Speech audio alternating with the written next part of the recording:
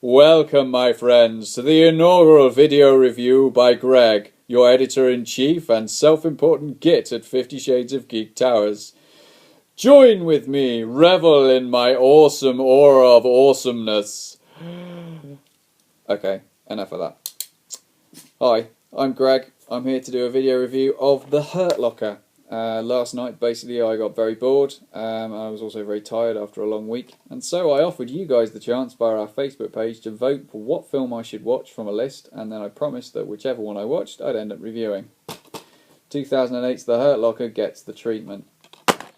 So, The Hurt Locker, a film about a bunch of bomb disposal experts in the United States Army wandering around Iraq, merrily defusing bombs and falling in love. Just kidding, that last bit never happened. The box art certainly makes some bold claims. One of the best war movies ever made, says Sky Movies. The most exciting action film in years, said The Times. And 5 stars, says Empire. The most stunning and nerve-shredding film you'll see this year. Well, was it stunning? Were my nerves shredded? Sorry to say, but no. Now, before I get into this, I will say this. There were mixed reviews coming at me from various people as I sat down to watch this film. A lot of people said, yep, it's great, love it, one of the best war movies I've ever seen. A significant amount of other people emphasised a bit more caution. No, don't think you're really going to like it. Perhaps you should watch Dredd instead. Well, I've already seen Dredd and I've already reviewed Dredd, so I wanted to do something new, mix it up. So I thought I'll give it a go and I'll see what it's like. And what it's like is, at best, average. Sorry to say, but it is. Okay, so here's the thing. Jeremy Renner and his 2 other co-stars, whose names I frankly don't recognise from anything at all, play this 3-man bomb disposal unit. They go around Iraq, they disarm IEDs and everything else. Jeremy Renner's character is this kind of maverick, thrill-seeking, adrenaline junkie character who likes to do things his own way. You know, forget about the rule book, forget about regulations, he wants to do it his way. And obviously that means, in a job as dangerous as bomb disposal, in a profession as dangerous as the army, in a place as dangerous as Iraq, that's quite dangerous, and that you're going to end up causing a lot of problems for the 2 people who have to tail around behind you, and that's what happens for the first sort of hour of the movie. Jeremy Renner's job is basically to annoy his 2 teammates, and that's what happens, and they get very annoyed, to the point where, you know, they are... Well, I don't want to give too much away, but they don't like him on any level. Then there is kind of a very definite halfway point to the film. There's a 20-minute segment in which Ray Fiennes basically telephones in the laziest performance I think I've ever seen from the guy, as the leader of a bunch of typically British mercenaries, and by British, typically British, I mean typically British from an American filmmaker's point of view. So they kind of turn up. They all kind of talk like that, bloody hell, flip! And explosions, bombs, all sorts of things are happening in that particular sequence. That's actually a lie. I mean, very, very little happens in the sequence. I actually commented on it on my Facebook feed last night, saying, you know, good filmmaking, Miss Bigelow. You know, 20 minutes, 25 minutes of not a lot happening, but it's still watchable, which it is, in fairness. Although the British characters are sort of borderline offensively stereotypical. Anyway, that's the point at which Jeremy Renner proves that in actual fact, in a dust-up, he's quite handy, and his 2 squad mates obviously have this newfound respect for his abilities, because he proves that he's not just a thrill-seeking adrenaline junkie who wants to die. He actually does a good job, and they all come out of it alive. Great, fantastic. That's the bonding sequence, if you like. That's the very definite midpoint. So you've got the first act, which is Jeremy Renner introducing himself as a complete tool and being hated by everyone. Then you've got the midpoint, which is then supposed to go into a second act, I guess, which is supposed to be a redemptive arc. Here's the problem, okay? Up to that first midpoint, Jeremy Renner is a tool. He gets his squad mates into loads of trouble. He puts them in loads of dangerous situations where they could quite conceivably die. They hate him for it. The midpoint happens. They come out the other side. Jeremy Renner carries on acting like a complete tool and putting them in lots of dangerous situations in which they could very easily die. But suddenly they're okay with it. It's inconsistent. It's a mess. Doesn't make sense. I didn't like that. The second thing I didn't like, and I'm sorry to say this, Jeremy Renner, I'm sure he's a lovely guy. As an actor, I'm afraid I don't rate him. I haven't seen the new Bourne movie that he's in. I know that bombed quite spectacularly. For me, my experience of him is as Hawkeye in Thor and in the Avengers. Obviously, he does very little in Thor at all, apart from sitting on top of a crane pointing an arrow at someone. In the Avengers, he is pretty much just background dressing. I mean, he's literally there to kind of deliver fairly forced expository dialogue that kind of suggests a lot more knowledge on his part than his character should really have. And he spends quite a lot of the film with pink contact lenses in. I mean, it's just not a good showcase for his supposed talent. The Hurt Locker obviously came first. I'm assuming The Hurt Locker is the film that put him on the map, because I don't recall hearing of him in anything else. I'm struggling to see after watching The Hurt Locker why it put him on the map, quite frankly, because I don't engage with the character. I don't believe in the character's motivations. Obviously, part of that's down to the writing, but genuinely, I didn't engage on any level. Third problem that I had, shaky cam. I did mention this last night, and I'm going to keep mentioning it. I watched this film on Blu-ray, as you'll have already seen. It's not a film that's made for Blu-ray, as I said last night. It doesn't lend itself to HD format. It clearly wasn't filmed in a HD format for me. It also has an awful lot of shaky cam. I mean, I'm talking 90 to 95% of the film filmed in shaky cam. Now, shaky cam, legitimate method of showcasing action sequences, of slightly disorientating your audience when you're pulling off a big explosive set piece. But when it's 90 to 95% of a 2-hour film, it's tiring, it's not good, it's particularly not good in HD. And I have actually had one comment from someone who said they walked out of this film halfway through in the cinema purely because the shaky cam was making them feel ill. And I can appreciate that. It doesn't sit comfortably. A film should want you to sit in front of it still for 2 hours, and it's a passive experience. You need to enjoy the experience. If you're sitting there feeling uncomfortable constantly because the screen is jumping around all over the place, that's not good. So, Catherine Bigelow, take note please. No more shaky cam for you until you learn to use it in moderation. The other thing that I didn't like about the film was the telegraphing, particularly in relation to one character. There is one character in this film, and again, I'm not going to give spoilers, it's completely against FSOG policy, but what I will say is this: there is one character, when he wanders on, he may as well be in an episode of Star Trek wearing a red shirt. He may as well have a neon sign above his head saying, "I am going to die," dramatically at some point, and he does die, and it's a forced drama that doesn't work. It's telegraphed so badly from the moment the character comes on the screen. By the time it happens, you're kind of almost wanting it to get over with because you know it's going to happen. And particularly the cardinal sin for me, which Catherine Bigelow commits in this particular scene, is having stuck like glue to the shaky cam philosophy for 95% of the film's running time.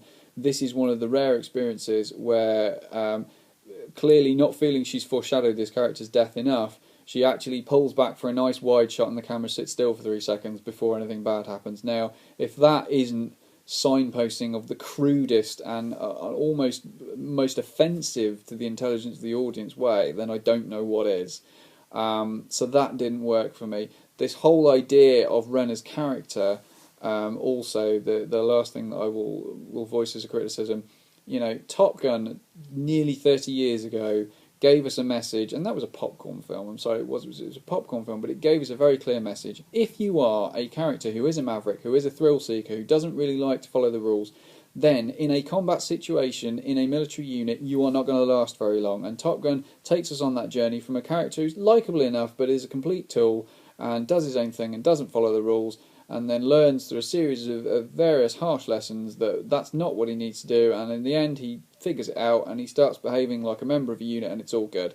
The Hurt Locker unlearns all of that. Jeremy Renner is a complete tool who wanders around doing what he likes, drinking a lot, listening to heavy metal music all the time, taking ridiculous risks with not only his own life but the lives of his squad mates, and he is notably lauded as a bomb disposal expert. In fact, there is one scene in which I was quite confused because a senior officer turns out after he's done something particularly stupid, and I kept waiting for the irony bomb to drop. I kept thinking this senior officer was being ironic because he's congratulating Renner's character. Oh my God, you know, you're a hot dog, you're a real loose cannon, blah, blah, blah, blah, blah. And I kept thinking, and at some point you're going to go, that's not good, wake your ideas up. And he didn't. He basically genuinely meant it. And for me, at that point, all sense of realism of the film broke. And that's fairly early on in the film, and it just gets worse from there. Now, it does sound like I'm slating this film, and I can already hear that certain people who were telling me last night what a brilliant film it is are probably going to be screaming to comment back at me at how wrong I am, and that's fine. You know, everyone's entitled to their opinion. However, In the interest of balance, I will say some good things about this film now. I thought it was very well shot. I thought and by that I mean in terms of the action scenes themselves. The shaky cam bothered me, but the setup of the action scenes themselves was quite good. The problem was they felt disjointed. It was like a series of stitched together action scenes, each of which worked reasonably well on its own, but put together it just made 2 hours of shaky cam mess. I thought the sense of setting was excellent. I will say that genuinely. Although the characters themselves I found it very difficult to engage with or believe on any level, the actual setting in which they found themselves, the way that had been put together, and the Iraqi civilians hanging around, and the sort of the palpable sense of tension was very good. I will say, weirdly, as a slight addendum to that, there was one point, again, mentioned this last night, the 20-minute sequence that I mentioned in the midsection makes a very big point within that section of how dry and hot Iraq is, and how the soldiers, even after a few minutes of not having anything to drink and being stuck in the hotness and the sand, were in a certain amount of trouble.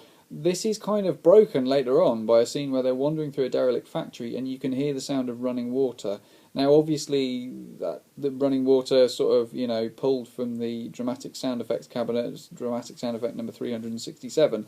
However, when you've just spent quite a long sequence of your film emphasising how hot and dry it is, to then have a derelict building, as in a building that no one is in and no one is using, having running water dripping, an excess of water to such an extent that it's dripping from the walls or wherever it was coming from, it breaks the sense of reality that for the rest of the film you've worked quite hard to maintain. But other than that, yes, the sense of setting, brilliant. The other thing that I did like, and this is a bit of an odd one, but it's quite neutral in tone, in that American war films tend very much to fall into one of two extreme categories. Either the American military is portrayed as this kind of gung-ho militaristic, yes, we should root for you because you're the good guys, or you get the exact opposite extreme, which is kind of fashionable in Hollywood cinema over the last 10 years. So what I would like to call the last samurai school of filmmaking, where the American military is portrayed very much as this evil entity which goes around and rapes and pillages the rest of the world. The nice thing about The Hurt Locker is it remains completely objective in that sense. You are neither given the sense that the US military is a great thing nor a great evil. It is just a thing that is there and you are seeing what it's experiencing. So that is good. The action sequences, like I say, in and of themselves quite nice, but stitched together as a narrative doesn't work. Sense of place, good, and that's about it. So ultimately, what I'm going to have to sit here and say is I'm going to give The Hurt Locker a 5 out of 10, purely on the basis that 5 out of 10 to me is completely average. It does what it needs to. It does what it says on the tin. I sat down, I watched a film for 2 hours that was a war film. I could have quite happily ate some popcorn while I watched the war film. I wasn't offended by it on any particular level. I didn't feel, hugely bored. I just thought it did as much as it needed to do and literally no more. It doesn't push boundaries in the way that the box suggests that it does. You read the quotes from all these guys and I just wonder what film they were watching, because it wasn't the film that I watched. I think the shaky cam needs to be toned down. I think the characterization needs to be more grounded and believable. I don't want to get too much into a moral sense of things, but I would almost say if you're in the military and you're out in Iraq doing that kind of job, if you watch a film like this, I would imagine you feel quite offended, because what you've got here is a portrayal that says you don't really need to be disciplined and organised and do what you're told. All you really need to be is cool and willing to take enough risks, and that's fine, that'll get you through it. And that is a bad message to be sending out there, I think. But like I say, I don't want to get too far into that. For me, it's a 5. For other people, it's going to be different. We're all different, and that's the way the world works. Please feel free, comment below, go to the website, 50shadesofgeek.org, comment there, engage with us on Facebook, facebook.com/50 Shades of Geek, follow us on Twitter, @Shades of Geek. Join the debate. This is part of the reason that I'm here. I wanted to throw out this review so that I can sort of start that ball rolling. So get involved, get commenting, let me know what you think, and most importantly, let me know what you'd like to see in terms of being reviewed next. Keep an eye on the Twitter feed and the Facebook page, and I'll give options as to what should be reviewed and everything else. Okay, thanks for your time. Hope you've enjoyed all that, and I hope to see you again soon.